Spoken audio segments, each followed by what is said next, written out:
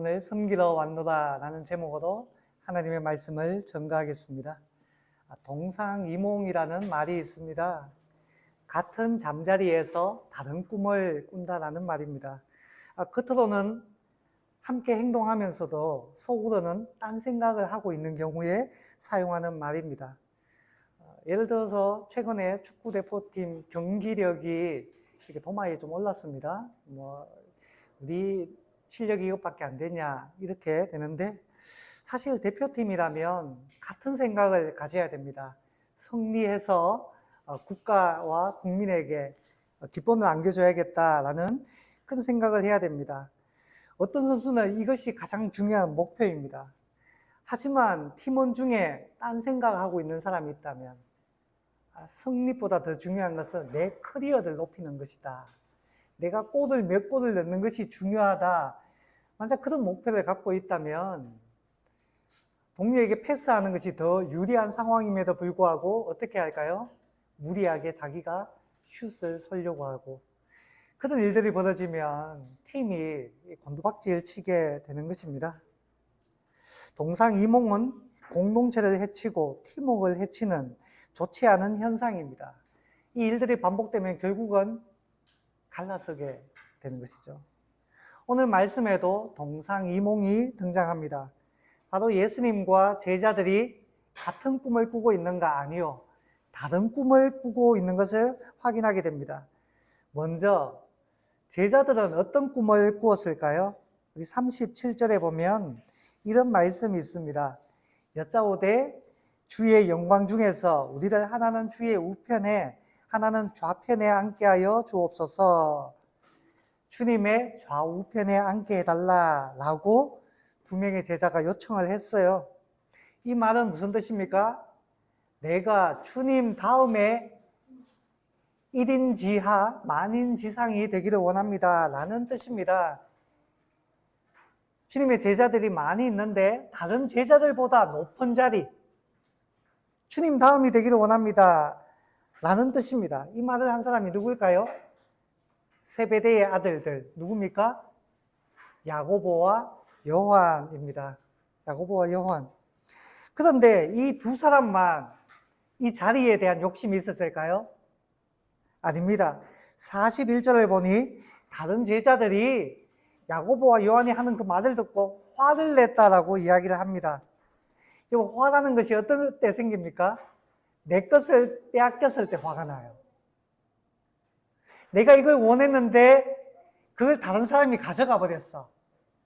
화가 나요. 냉장고에 내가 먹으려고 과자와 푸딩을 몰래 넣어놨는데 아침이 되니까 없어. 그 야밤에 이 냉장고 문을 열 사람은 아빠밖에 없는데 해가지고 화가 납니다. 그때 내 걸 빼앗겼다고 생각하면 화가 나요. 다른 제자들 왜 화를 냅니까? 저 자리는 누구 것입니까? 내 건데, 나도 욕심내고 탐내고 있었는데, 죄송합니다, 왜 네가 먼저 달라고 하고 지랄이야 라고 말하는 뜻입니다. 한마디도 모든 제자들이 앞다투어 주님 다음은 나다라고 생각하고 있는 것입니다. 누구든지 남의 아래가 되는 것을 싫어해요. 원하는 사람 별로 없습니다.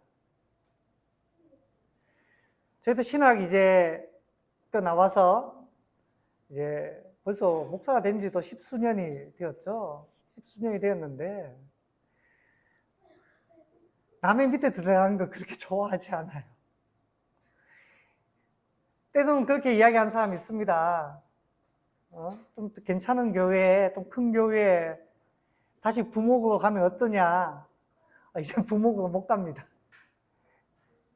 차라리 뱀머리가 될지언정 용꼬리는 될 수 없다, 이런 마음이 있어요. 목사인데도 그게 쉽지가 않습니다. 저만 그런 마음이 있을까요? 나이 어린 친구들도 그런 마음들이 있어요. 동생들이 우리 누나 시집을 보내야겠는데 누가 우리 누나를 데리고 갈까? 내 친구들 소개시켜주면 누나가 시집 갈 수 있을까? 이런 생각하는 경우가 있어요. 그러면 제가 이야기를 하죠. 네 친구가 우리 집에 들어오면 이제부터 매형이라고 불러야 된다. 어떻게? 존대를 해야 된다. 서열상 너보다 위가 된다라고 하니까 애들이 없었던 일로 하자. 없었던 일로 하자라고 이야기를 합니다. 나이 많은 사람이나 어린 사람이나 누구 밑에 들어가고 싶어 하는 사람들이 잘 없어요. 자기가 높아지려고 합니다. 이와 같은 성향은 요한복음 13장 최후의 만찬 때도 여지없이 드러납니다. 식사하던 중에 예수님이 대야에 물을 담아 오시죠. 수건을 두르고 제자들의 발을 씻겨 주십니다. 왜 주님께서 제자들의 발을 씻겨 주실까요? 원래 유대인들의 풍습에 의하면 식사 전에 손과 발을 씻어야 합니다. 발의 경우에 보통 그 집의 주인이 물을 떠와서 사람들의 손발을 씻어 주었습니다. 혹은 그렇지 않은 경우에 그 모인 사람들 중에 누가 씻어줍니까? 가장 낮은 사람, 막내가 물 떠와서 씻어줘야 돼요. 막내가. 그게 유대인들의 어떤 삶의 법칙이었습니다. 그런데 예수님이 발을 씻겨주십니다.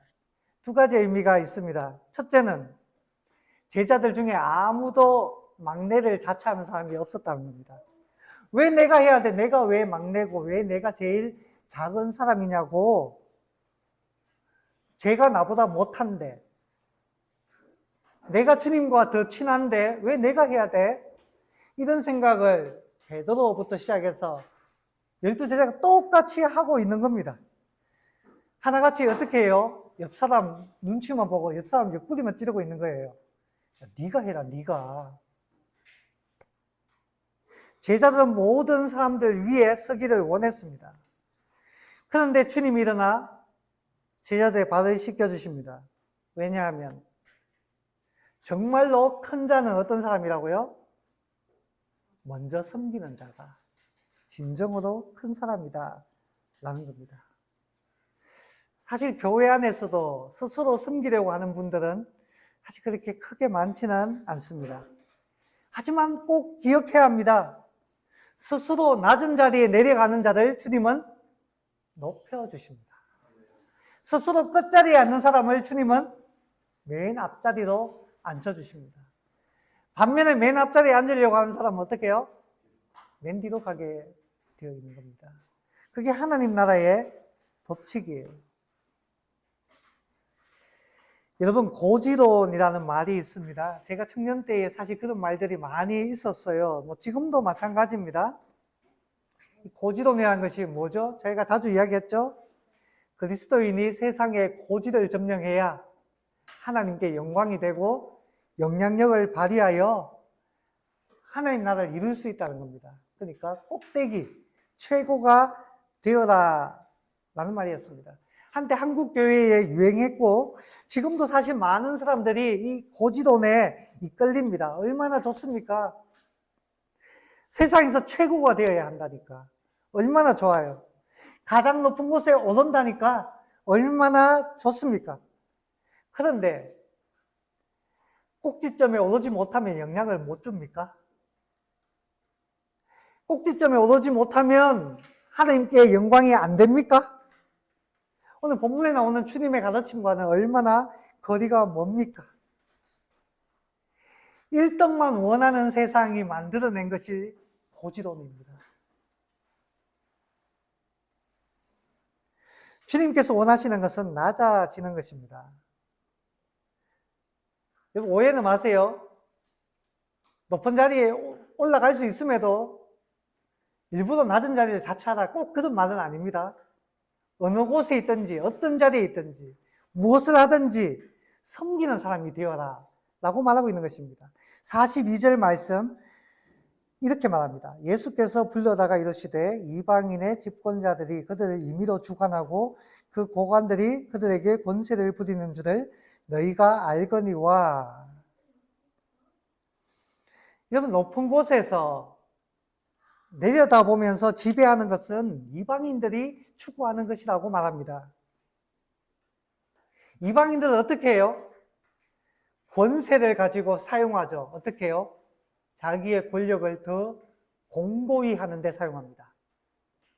누군가 불만이 있으면 입을 틀어막아요. 누군가 항의하면 끊어냅니다. 반대 의견을 표시하면 내쫓습니다. 그게 세상 권력의 방식입니다. 그런데 하나님의 법칙은 아니다라고 이야기를 합니다. 43, 44절 말씀을 볼까요? 우리 같이 한번 읽어봅시다. 43, 44절 시작. 너희 중에는 그렇지 않을지니 너희 중에 누구든지 크고자 하는 자는 너희를 섬기는 자가 되고 너희 중에 누구든지 아멘. 섬기는 자가 큰 사람이 된다라고 말합니다. 어떤 일이 되면 힘으로 위압하고 밀어붙이는 것이 아니라 종이 되어야 한다고 말해요.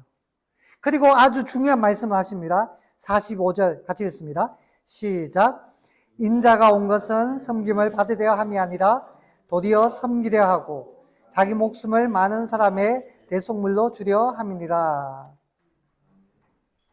오늘은 종려주일입니다. 우리를 위해서 십자가를 지신, 우리를 대속하기 위해서 예루살렘에 입성하신 그 주님을 기념하는 날입니다. 주님 섬기러 오셨다고 했습니다. 그 섬김의 절정이 바로 십자가입니다. 주님께서 십자가에 달리시기 위해서 예루살렘에 입성하셨는데 무엇을 타고 오셨습니까? 나귀를 타고 오셨습니다. 반면에 로마의 총독이 예루살렘에 입성할 때는 무엇을 타고 왔을까요? 병마, 군마를 타고 입성했습니다.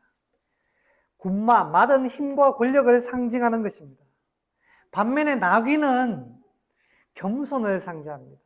하나님께서 말씀하셨어요. 너희 왕은 나귀를 타고 오나니 겸손한 왕이다라고 하셨습니다. 주님은 세상의 왕이 되려고 하는 것이 아니에요. 세상의 왕이 되려고 하셨으면 화려한 백마를 타고 오셨을 겁니다. 제자들은 착각하고 있어요. 세상의 부와 권세를 얻는 것이 예수님의 목표가 아닙니다. 대속물로 주려 함이니라. 대속물로 주려.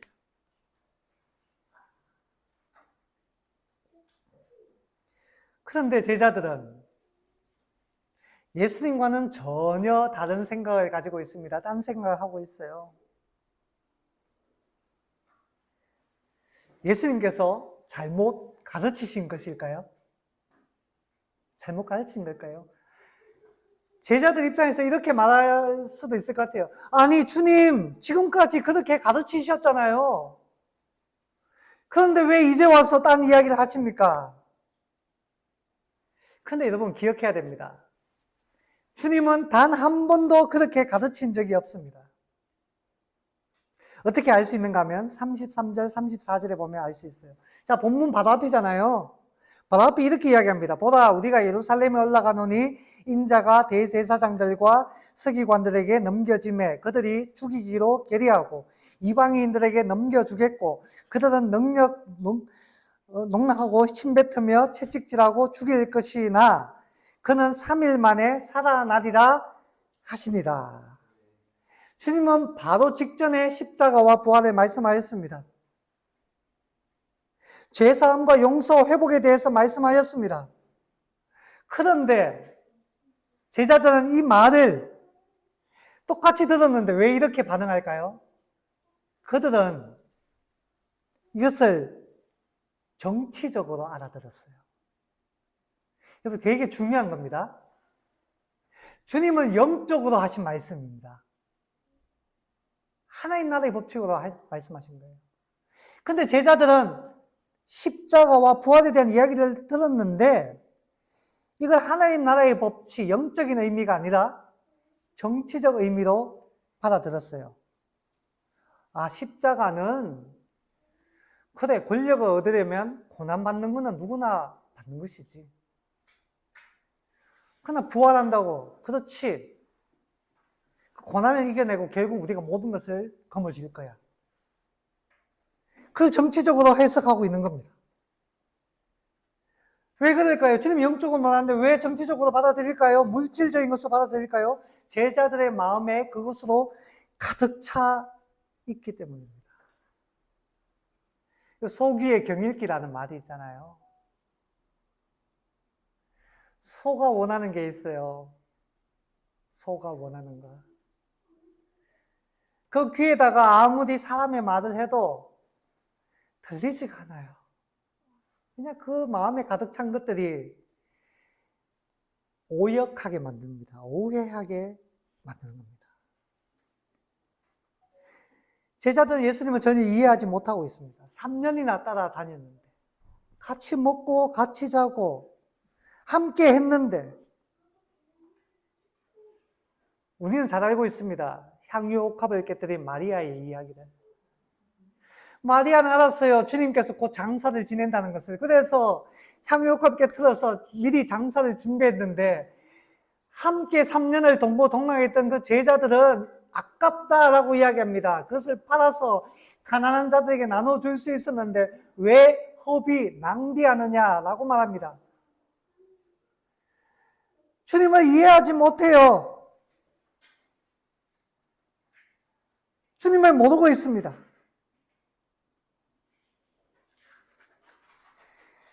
제자들의 이해가 딸려서 그런 게 아닙니다. 제자들도 똑똑한 사람들이 많아요. 세리도 있잖아요. 세리, 똑똑한 사람이 되는 거잖아요. 왜 알아듣지 못하는가 하면 내 욕망이 앞서기 때문입니다. 내 욕망. 듣고 싶은 것만 듣는 거예요. 알고리즘이라는 게 있잖아요. 쇼핑하려고 네이버에 뭐 한 개 딱 치고 나면 그 다음부터 그와 관련된 것들이 계속 뜹니다. 그래서 제가 당황스러울 때가 많아요. 비슷한 종류들이 자꾸 떠가지고. 안에 선물 사려고 뭐 쳤다가 그 다음부터 곤욕을 치릅니다. 이상한 게 계속 떠가지고. 유튜브에 뭔가 영상 하나 보잖아요. 쳐서. 그러면 그와 관련된 것들이 계속 떠요. 그것을 봐요. 보고 보다 보면 내 생각이 한쪽으로 굳어버립니다. 편향되어 버려요. 이미 지난 이야기입니다만은 사실 목사님들도 이제 기도하다 보면 사실 기도 내용이 좀 비슷비슷해야 되잖아요, 사실은. 근데 기도 내용이 정반대가 되는 경우가 있어요. 기도 내용이. 카톡으로 주고받았는데 목사님, 네 기도가 맞나, 내 기도가 맞나 두고 봅시다. 이렇게 거친 표현은 아니었습니다만은. 그래서 시간이 지나서 이야기를 하는 거예요. 이번에는 목사님 기도대로 되었네요.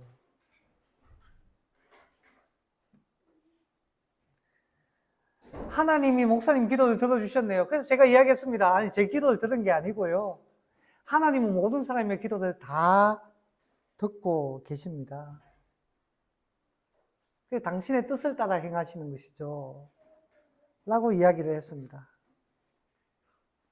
아브라함 링컨이 유명한 말을 했습니다. 어떤 사람이 말했어요. 하나님이 우리 편일까요? 왜냐? 북군과 남군이 싸우고 있었잖아요. 북군도 하나님을 믿고 남군도 하나님을 믿어요. 북군도 하나님은 우리 편이다 하고 남군도 하나님은 우리 편이라고 말합니다. 그때 링컨이 유명한 말을 했습니다. 너무너무 유명한 말이죠. 하나님이 우리 편이다라고 말하지 말고 내가 하나님의 편에 있는가를 생각하라. 너무 유명한 말이죠. 내 기준에 주님을 맞추려고 하면 안 되는 겁니다. 유한은 무한을 품을 수가 없어요.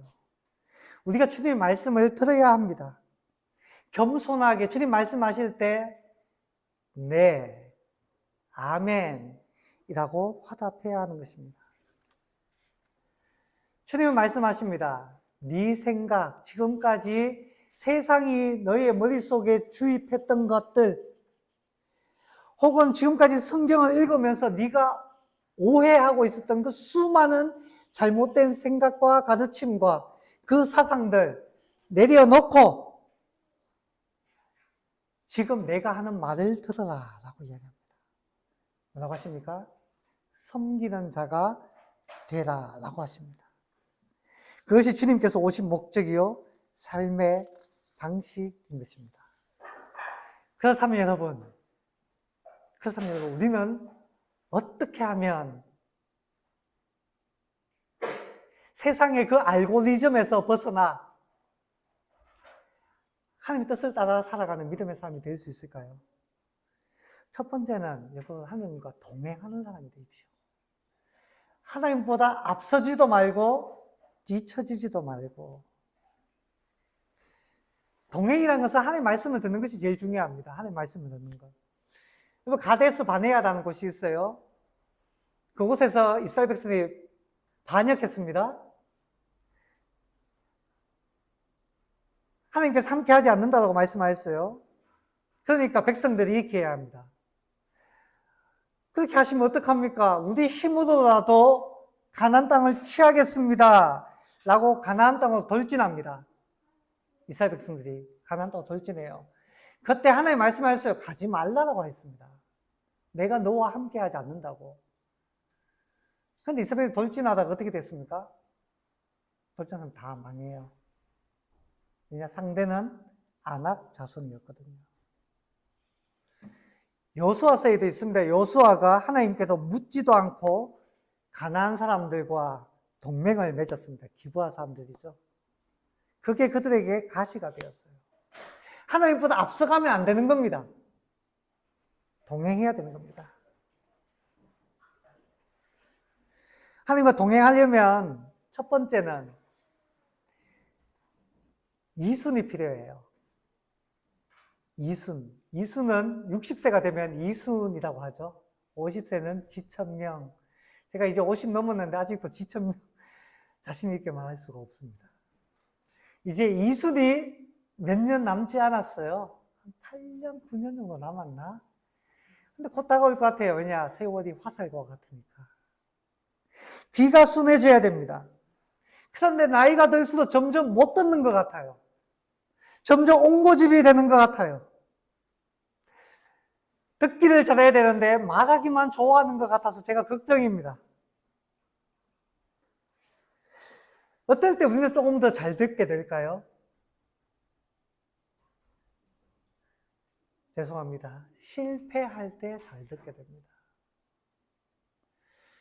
여러분, 성공이 반복되면 그 사람은 옹고집이 됩니다. 그러다가 큰일이 벌어지는 경우가 있어요. 사람은 실패할 때 그때 비로소 귀가 열리는 경향이 있습니다. 그런 점에서 실패는 성공으로 가는 디딤돌이 될 수도 있는 거예요. 에디슨의 사람이 유명한 말을 했죠. 전구를 개발하는데 선생님 수천 번은 실패하시고 성공하셨군요.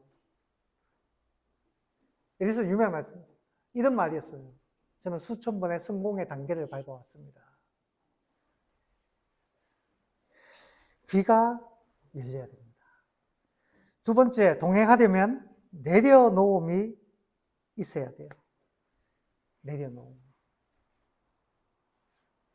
전에 한번 읊은 적이 있는데 제가 도종환 시인의 단풍 드는 날이라는 시를 제가 보게 되었습니다. 단풍 드는 날. 한번 읊어보겠습니다. 버려야 할 것이 무엇인지를 아는 순간부터 나무는 가장 아름답게 불탄다. 제 삶의 이유였던 것, 제 몸의 전부였던 것 아낌없이 버리기로 결심하면서 나무는 생의 절정에 선다. 방하차, 내려놓는다는 뜻입니다.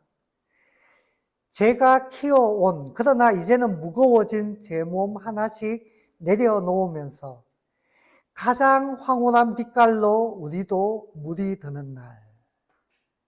단풍이라고 했습니다. 단풍이란 곧 떨어지는 것인데 그때 아름답게, 가장 아름답게 물든다라는 거예요. 이미 저버렸지만 벚꽃도 그런 것 아닐까요? 벚꽃. 가장 화려한 순간에 떨어집니다. 흩날리는 벚꽃이 어쩌면 우리의 인생과 닮아서 우리는 매년 그날들을 그리워하는 것인지도 모릅니다. 그 가장 아름다웠던 것들을 내려놓을 때 생의 절정에 선다는 거예요. 주님도 그러셨습니다. 겟세마네 동산에서 자신을 내려놓으셨어요. 아버지여, 내 뜻대로 하지 마시고 아버지의 뜻대로 하옵소서. 자, 두 번째, 같은 곳 바라보기입니다. 동상동몽입니다. 그래서 같은 곳을 보는 것, 처음부터 그렇게 되는 것은 어쩌면 힘든 것 같아요. 우리는 살아온 삶의 방식이 다르고 가치관이 달라서 부부가 살아가는데 부부가 한 마음이 되려면 혼자 살았던 시간만큼 살아봐야 된다라는 말이 있습니다. 저는 아직 10년을 더 살아야지 마음이 맞을 것 같아요. 아직 10년이 부족합니다. 같은 것 바라보는 것, 동상동몽이 정말 이루어지려면 동행하고, 그러면 귀가 시원해져야 되죠?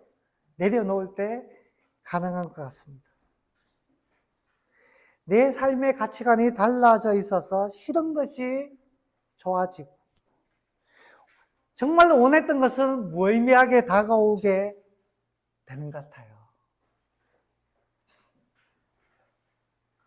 이런 말이 있습니다. 자세히 보아야 사랑스럽고 오래 보아야 예쁘다라는 그런 말이 있는데, 내가 원하지 않았던 것들도 계속 바라보다 보면, 내가 싫어했던 것들도 계속 자세히 바라보고 알아가다 보면, 아, 이것이 정말로 귀한 것이었구나, 아름다운 것이었구나 라는 것을 깨닫게 되는 것 같습니다. 그렇게 주님의 말씀을 자세히 바라보고 하나님의 뜻을 더 세밀하게 알아가는 저와 여러분 될 수 있기를 주님의 이름으로 축원합니다.